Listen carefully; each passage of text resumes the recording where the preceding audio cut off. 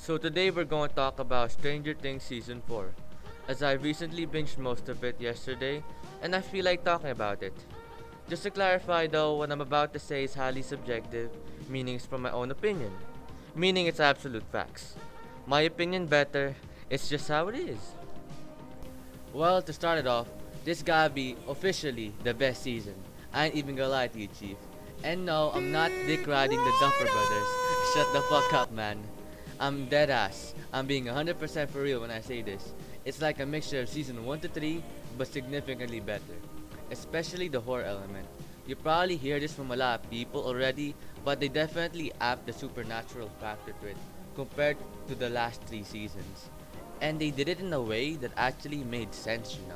Like they literally tied these new concepts to the plot in the most convincing fashion. Cause if it was another series, adding a new idea often feels out of place, you know what I mean? They just pull this new idea out of their asses for no damn reason, and it doesn't feel natural. Like the shit CW is currently cooking. Gotham Knights. The idea is just so stupid, bro. It basically goes like this. Batman's dead and some teenagers were accused of his murder. So now they have to find out who the real killer is to clear their names. Wow, bro, totally original. That is average CW writing. Like, bro, they think a couple of high schoolers killed Batman.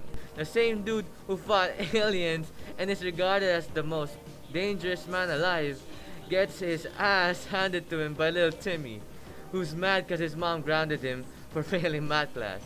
Like, I'm just happy to know that Stranger Things writers actually gave their time and effort on this season.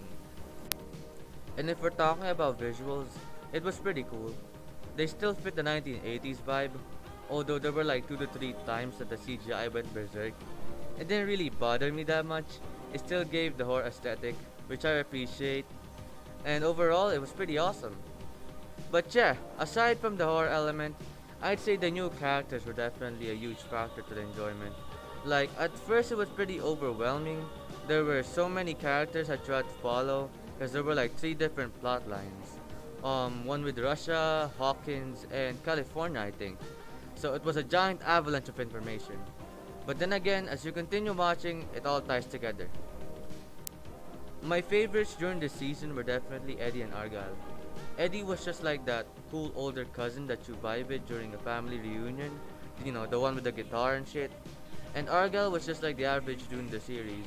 He was new to the whole supernatural shit, but he was still very chill. Absolute being chilling. Only problem though with Eddie, okay, spoiler warning to those of you all who haven't watched this season. Okay, I'ma say it. Bro got one of the most stupid ass deaths I've ever seen. They did my man's dirty. Like, bro, what was the point of staying there? Man literally let the bats do him like this. Man could have run the other direction and distracted the bats. After all, they were still gonna follow his ass anyway. And even if he did ditch, he already saved the others some time. Like, I bet you 100, by the time those bats reached Nancy, Steve, and Robin, they would have already died from the hive mind. If I was him, I would have easily pulled a Forrest Gump and ditched their asses. I mean, but hey, that's just me. Overall, he was a good character. I really wish she could have seen more of him. But yeah, apart from that, I don't really have any other issues with season 4. I guess some of the main characters lack screen time. Mike, Will, and Jonathan only had an hour and a half of an appearance throughout the 9 episodes. It was like they were barely even in there, if I'm being honest with you. But hey, hopefully they get some redemption on the next season. But either way, it was very awesome. I definitely loved the endings, especially Volume 1. It was an amazing wrap to everything that was going on. The ending for Volume 2 was also very impactful, although I think its main focus was to branch off to the next season. Anyways, to conclude, that Demogorgussy be bussin'!